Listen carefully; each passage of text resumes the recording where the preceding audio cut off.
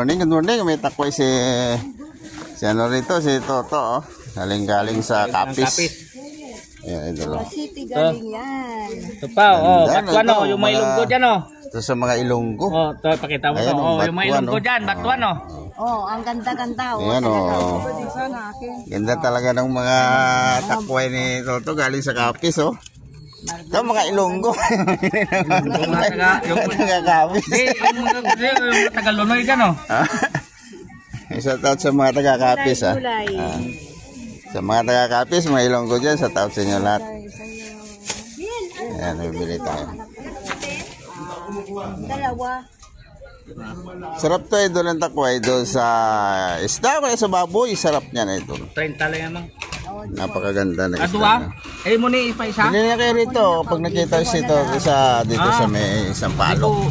Ayan, patuan o. Napakaganda ng patuan. Paris ito idol dito sa takway. 20 kilo man. Batuan, ang gaganda ng mga batuan niya o. Sariwang-sariwa. Kahit ganito lang ang balat idol ng mga takway nito. Pero ayos yung loob niyan. Balat lang yan idol. Medyo maitim. So, good morning sa inyo lahat. Yan o. Shout out sa inyo. God bless idol. Ingat.